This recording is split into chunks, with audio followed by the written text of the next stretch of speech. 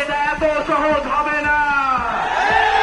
জাতীয় নাগরিক পার্টির এনসিপি আহ্বায়ক নাহিদ ইসলাম বলেছেন, আমরা দেশের সংস্কার চেয়েছি, বিচার চেয়েছি, নতুন সংবিধান চেয়েছি, কিন্তু এসব জনগণের দাবির বিপরীতে একটি পক্ষ দাঁড়িয়ে আছে। তারা পুরনো বন্দোবস্ত, চাঁদাবাজি ও সন্ত্রাস টিকিয়ে রাখতে চায়। শনিবার 12 জুলাই দুপুরে সাতক্ষীরা শহরের খুলনা রোডের মোড়ে আসিফ চত্বরে এক পথসভায় তিনি এসব কথা বলেন।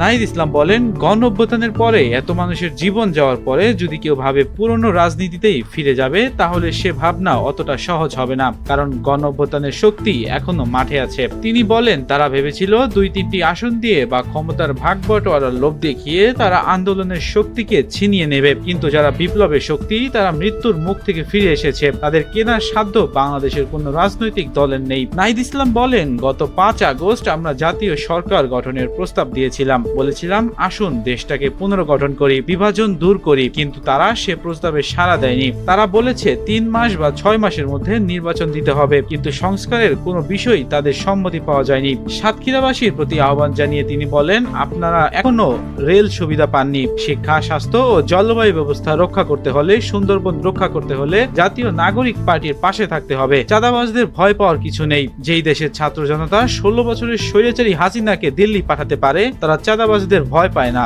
নাহিদ আরো বলেন, আপনারা ঐক্যবদ্ধ হন, নতুন করে প্রস্তুতি নিন। বাংলাদেশ রাষ্ট্রকে ইনসাফের ভিত্তিতে গড়ে তুলতে হবে। আগামী 3 আগস্ট আমরা শহীদ মিনারে আসছি, সেখানে নতুন ইশতেহার দেব, জুলাই ঘোষণাপত্র আদায়ের শপথ নেব। পথসভায় আরো উপস্থিত ছিলেন এনসিপি সদস্য সচিব আখতার হোসেন, সিনিয়র যুগ্ম সদস্য সচিব ডাক্তার তাসনিম জারা, দক্ষিণাঞ্চলের মুখ্য সংগঠক হাসনাত আব্দুল্লাহ, উত্তরাঞ্চলের মুখ্য সংগঠক শারজিস আলম, দক্ষিণাঞ্চলের যুগ্ম মুখ্য সংগঠক মেজবাহ কামাল প্রমুখ।